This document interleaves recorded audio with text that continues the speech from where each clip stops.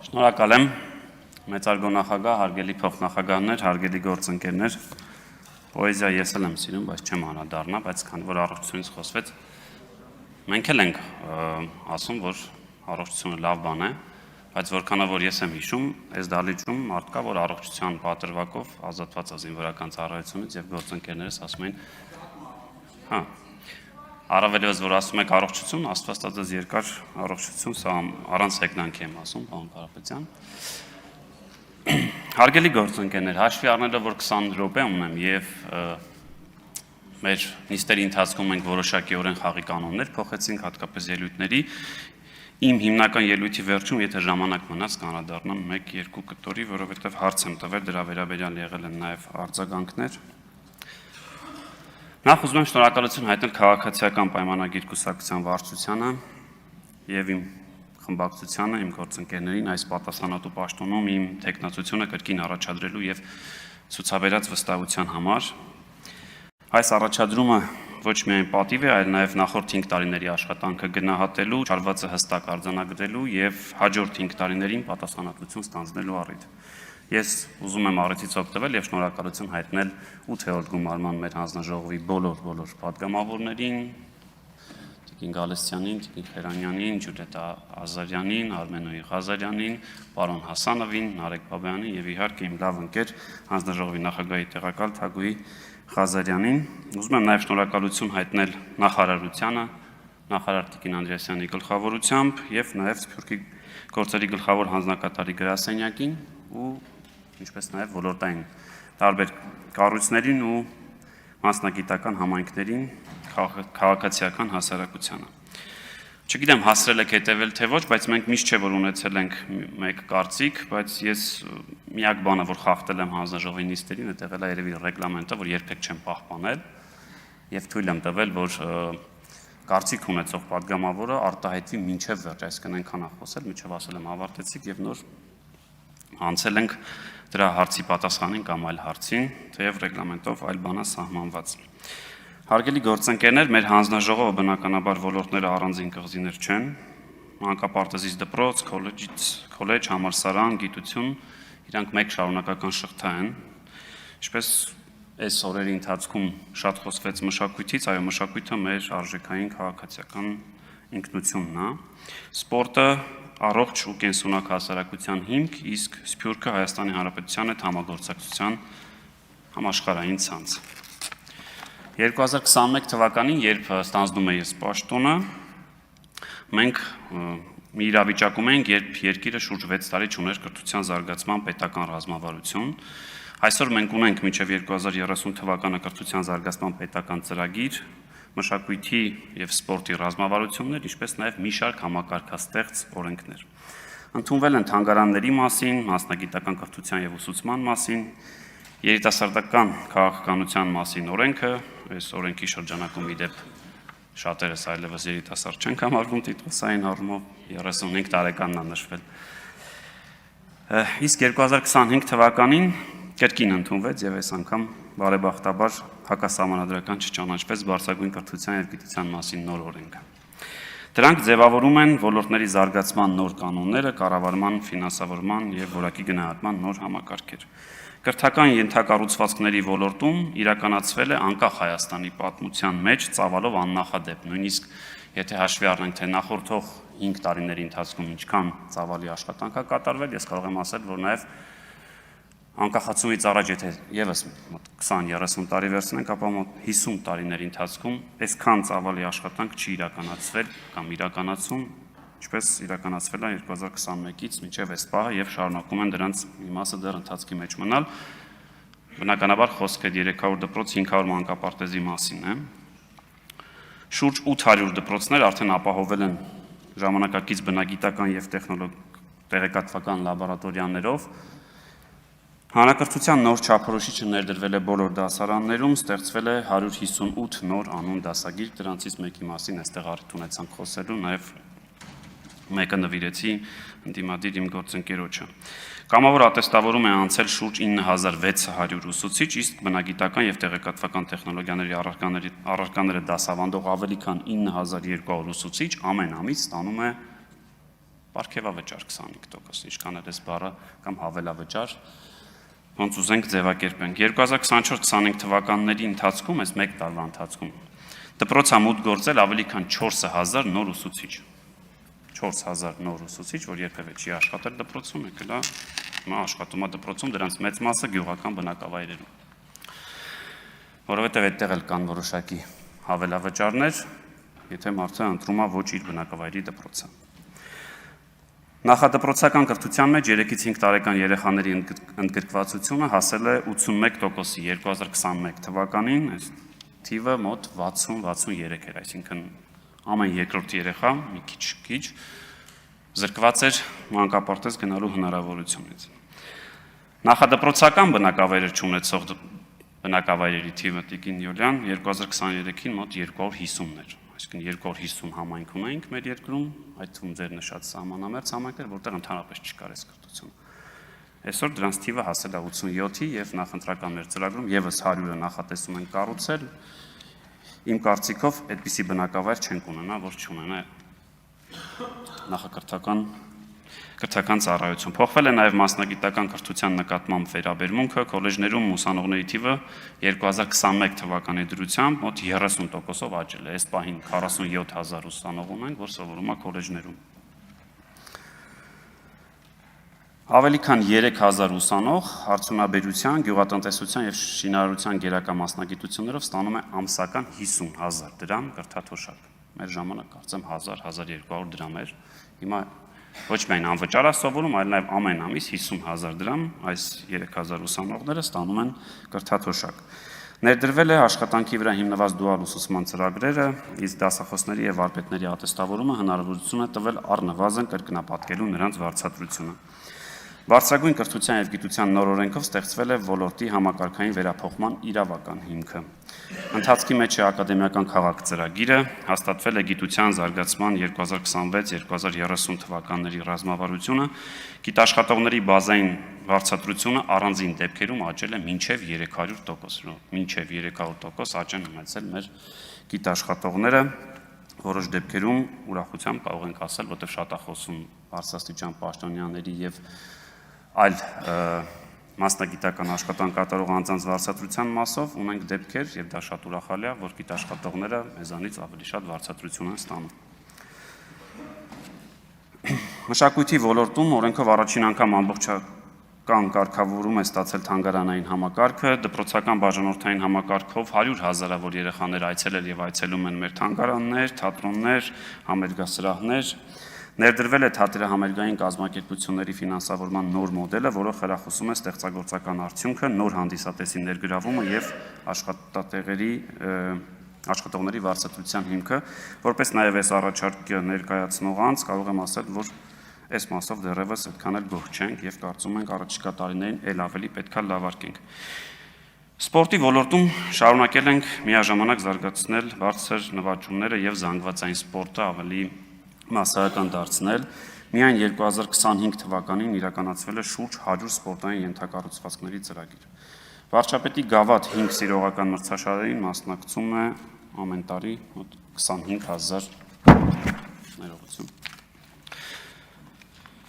Մարզերում ստեղծվել են 9 երիտասարդական կենտրոններ, միայն մեկ տարվա ընթացքում այս կենտրոնները այցելում շուրջ 33000 երիտասարդ։ Սփյուռքի հետ աշխատանքներում մի գործ դեպի տուն, Սփյուռքի երիտասարդ դեսպան ծրագրերը ձևավորել են Հայաստան-Սփյուռք գործակցության գործնական նոր հնարավորություններ։ Կրթության որակի տարածքային, այստեղ խոսվեց նաև, տարածքային անհավասարությունը, առանձին մասնագիտություններով ուսուցիչների պակասը, բուհական համակարգի անարդյունավետությունը, մարզերում մշակութային կյանքի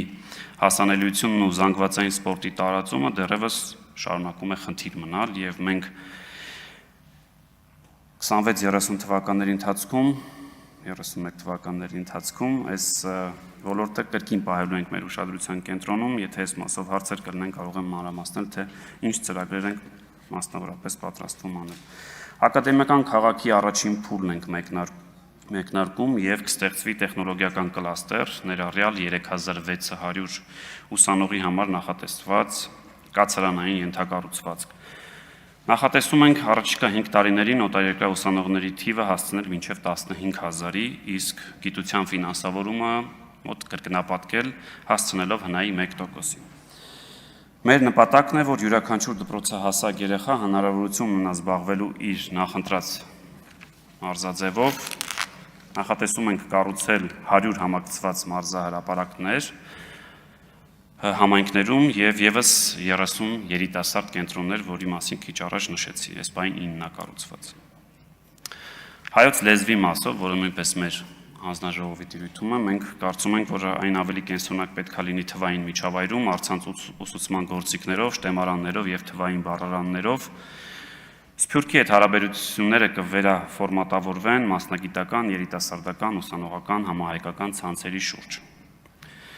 Եթե արժանանամ ձեր վստահության քվեին, հանձնաժողովը շարունակելու է լինել բաց, մասնակցային եւ մասնագիտական քննարկումների հարթակ։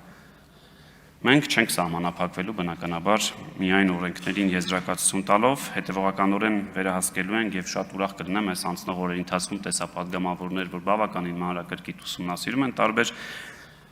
փաստաթղթեր, գնումների գործընթաց, ուրախ կլինեմ այս մասով, եթե անգամ մեր հանձնաժողովում չլինեք, համագործակցել։ Այս մասով, բայց առանձնացրել էի նաև թե ինչի մասին եմ ուզում խոսել։ Քանի որ ես երրորդ անգամ եմ լինում ազգային ժողովի գումարման առաջին նստաշրջաններում, 7-րդ, 8-րդ եւ 9-րդ, իմ կարծիքով ազգային ժողովի կանոնակարգ սահմանադրական օրենքը մի բան չի նախատեսել։ Օրինակ, հնարավորություն չկա խորհրդանում միմյանց հետ խոսելու ինստիտուտ գոյություն չունի։ Բառ օրինակ, ուզում եք բան ասեք, հաստատ պատասխանեք, չկա։ Միմյանց լսելու կա, օրինակ, այստեղից խոսում ենք, հետո գալիս են մյուսն է խոսում, բայց ինստիտուտ, որ օրինակ խմբակցությունները մեկը մեկին հարցեր տան պատասխանեն, չկա, եւ մեր հանձնաժողովի տիրույթից դուրս է, բայց ես կարծում եմ կսկսեմ առնվազն եւ իմ եւ ձեզ համոզել ներդնել ազգային ժողովի կանոնակարգում մի հատ նոր ինստիտուտ։ Դա կարող լինի օրինակ հայտարարությունների ժամի փոխարեն, որտեղ իմ տրամաբանությամբ այդ հայտարարությունների ժամը ամեն 3 շաբթի այդ վերջին նիստին որևէ մեկին այլևս հետաքրքիր չէ։ Ինչ առումով, որ մեր ելույթները միևնույն է կանոնակարգից շեղվում ենք հիմա եւ հետեւաբար այդ 2-3 րոպեանոց ելույթներ էլ ոչ մեկին պետք չի առավելևս այս թվային դարում, որ կարող են գնալ, հա, չգիտեմ, Facebook-ով մտնել որևէ բան ասել, հետո դուք մեզ եք հակադարձում, կարելի է սահմանել, որ դա լինի օրինակ, չգիտեմ, իրար հարցեր տալու հնարավորություն ունենք։ Դուք դիցուք հարց եք տալիս, խմբակցության ղեկավարը որոշում է, թե ով կպատասխանի այդ հարցին, հետո մենք ենք տալիս։ Ինձ թվում է, այս այդ որոշակի լարվածությունը կնվազեցնի, որտեղ հիմա ասում եմ, չկա այդ համակարգ։ Դուք ինձ ուզենաք հարց տաք, ինչի էր այս հարցերը նաև շատ, ինչի ասի առաջին նստաշրջանը, որտեղ այս վայելում ենք այս բառը։ Այստեղից սկսած այդ որևէ ինստիտուտ չկա, որ օրինակ, չգիտեմ, մենք ընդդիմադիր որևէ падգամավորին կարողանանք այսքան հարցեր տալ։ Սովորաբար էլի օրենքի շրջանակում է լինում, եթե օրենք են բերում։ Պարտքի մասին։ Շնորհակալ եմ պարոն Մանուկյանին, ես երբ որ հարց էի տալիս պարոն Ֆարմանյանին, ես ուզում էի ստանալ պատասխան, որը մասամբ դուք տվեցիք, բայց այդ խաղի կանոնը որ փոխվեց, հետո ես չկարողացա ելույթ ունենալ, բայց ի ուրախությունից իմ հարցին պատասխանեց պարոն Կարապետյանը, որ եթե սցենարով գրեինք, այդպես չէր լինելու, եւ եկանք մի եզրակացության, որ պարտք ինչքան շատ վերցնում ես, այո, շատ վատ կարա հետևանքներ ունենա, ավելին պարոն Կարապետյանն ասեց, որ ավելի հեռուն գնաց, ասեց, որ քեզ կարող են որոշակի բաներ պարտադրել, այսինքն հետո որ քեզ դրել այդ պարտքի տակ ինչ որ բաներ թելադրել, չգիտեմ, փոխել ես ինչ խաղի կանոնները, փոխել ես ինչ խաղի կանոնները։ Այն մյուս հարցի պատասխանը, բայց այդպես էլ չստացա։ Օրինակ ես հիշում եմ, որ 2015 թվականին, պարոն Կարապետյան, Սամվել Կարապետյանի կամ Տաշիր ընկերությունների կարողությունը 4 միլիարդ էր։ 10 տարի առաջ, ըստ այդ նույն ելակետային Forbes-ի։ 10 տարի առաջ դուք ունեիք 4 միլիարդ, հիմա էլ ունեք 4 միլիարդ։ Այս երկու բան է նշանակում, այսինքն ամեն անգամ որ ձեր որոշ պատկանողներ գանք ասեն, որ մենք մեծ բիզնեսից ենք եկեք ձեզ կառավարելու, այսպես ասած, հմտություններ տանք, ես ամեն անգամ սա եմ հիշելու, որտեղ իմ կարծիքով ես բիզնեսմեն չեմ արդեն մի քանի 10 տարուց եւ ավել, բայց եթե բիզնեսմենը 10 տարի առաջ էլ ունի նույնքան գումար, հիմա էլ ունի նույնքան գումար, ինձ թվում է այդտեղ գոնե առնվազն հաջողությունների մասին չի կարելի խոսել։ Ավելին, ինչի սա ասեցի։ Նույն 2015 թվականին պարոն Կարապետյանը Forbes-ին կարծեմ տված հարցազրույցում փետրվարին ասում է, որ ես ունեմ մոտավորապես ինքը ասելով ընկերությունը $700 միլիոն պարտք։ Ես հիմա ուզում եմ դուք գաք ասեք, 10 տարի առաջ դուք ունեիք 4 միլիարդ, ունեիք 700 միլիոն։ Կարող եք ասել, օրինակ հիմա էլ ունեք 4 միլիարդ եւ ինչքան պարտք ունեք։ Այն տրամաբանության, որով պարտքա տվել, հետեւաբար ես ընդունում եմ, ճիշտ եք ասում, ով շատ փող է տալի են, գնում եք իր թակարդը, ինչ ուզում է անելու է կամ եւ այլն կամ մենք։ Բայց եկեք ասեք, խնդրում եմ, այդ 4 միլիարդ որ հիմա ունեք, ինչքան է պարտքա ավելացել։ Ինձ թվում է շատ է ավելացել։ Հարգելի գործընկերներ, օրինակ պարոն Նարեկ Կարապետյանը կամ Սամվել Կարապետյանը կարող է չհետևած չլինի ձեր օրինակ 5 տարի առաջվա գործունեությանը, 10 տարի առաջվա, բայց իմ կարծիքով դուք պարտավոր եք առնվազն ուսումնասիրել, թե ինչ են խոսել ձեր առաջնորդը կամ խմբակցության ղեկավարը, այդ թվում տնտեսության մասին։ Որտեվ Տիկին Յոլյան գալ էստեղ ասել, կարող եք ասել մի հատ արտադրություն, որ ձեր ժամանակ հիմնվել է, ես այդ բանը նայում էի պարոն Կարապետյանի դեմքին։ Որովհետև կամ գալ ասել դուք մենակ տենց արտոնություն եք տվել ձեր սրտի, այսպես ասած, օլիգարխներին, որքանը որ ես եմ տեղյակ, այդ նույն ծրագրից, որ դուք խոսում եք, ամենաշատը օգտվել է տաշիր ընկերությունները։ Եվ ստեղծել են մեծ արտադրություն։ Այդ թվում ես լսել եմ պարոն Կարապետյանի հարցազրույցը, որտեղ ինքը ասում է, որ 2018 թվականին էր գնաց պարոն Սամվել Կարապետյանի մոտ, որոշեցին ինչ անել, որ զարգացնել, որոշեցին արտադրություն դնել։ Այսինքն, երբ որ ասում եք ինչ արտադրություն եք ստեղծել, լավ կնի երկու շարք իջնել, պարոն Կարապետյանը ձեզ կասի, օրինակ, մինչև 2018 թվականը քանի արտադրամաս կար տաշիր ընկերությունների խմբի կողմից Հայաստանում, որքանա որ ես եմ տեղյակ, մեկն էր, կարծեմ, հա տաշիր կարի ֆաբրիկաներ, մոտ 30-40։ Հետո հարցրեք, բայց 18 թվից հետո, այդ ինչքան հսկայական աշխատատեղեր ու արտադրության հատկապես ոլորտում ստեղծեցիք։ Ինձ թվում է, դուք պարտավոր եք, որտեղ ձեր առաջնորդ դուք այստեղ հայտնվել եք բացառապես այդ մարդու շնորհիվ։ Չեմ հասցրել ուսումնասիրել։ Ինչը շատ լավ է, որ այո, եկել եք դրել եք, բայց ուզում եմ ասել, որ ձեր գործընկերները դրա մասին խոսելուց թող մտածեն, էլի, այսինքն։ Եվ եւս մեկ բան եմ առանձնացրել։ Հա, պարոն Մանուկյան, շատ լավ է, ես անկեղծ շատ ուրախ եմ, որ տենց հետևողական կանեք։ Բայց երբ որ դուք գալիս ասում եք 540 դրամ մեկ անց, ես ուզում եմ հասկանալ, խնդիրը 540-ն էր, թե մեկ անցն էր։ Ոտ շատ լավ, եթե երկուսն էր, այսօր ինչ արժի գիտեք դիզվառելիքը։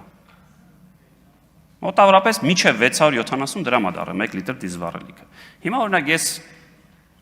որ ձեզ լսեմ, պետք է քաղաքապետարանը, որ հիմա 540-ով է ձեռք բերում, եթե շարունակում այդ պայմանագիրը գործել, պետք է գնա, չեղարկի այդ պայմանագիրը։ Արմանուկյան, Եվ այսօր շուկայական գինը օրինակ, որ տատանվում է մինչև 670 դրամ, շերնում 650-670 է, գալֆում մի քիչ էժան է 640, Ռանոել CPS ձեր ասած մինչև 600 է հասնում, այսինքն հիմա խնդիրը որն է, խնդիրը կարող է մեկ անձն է, բայց եկեք այդ մեկ անձի դեպքում փոխենք օրենքը, սահմանափակ ենք, ասենք չի կարելի մեկ անձով գնում կատարել։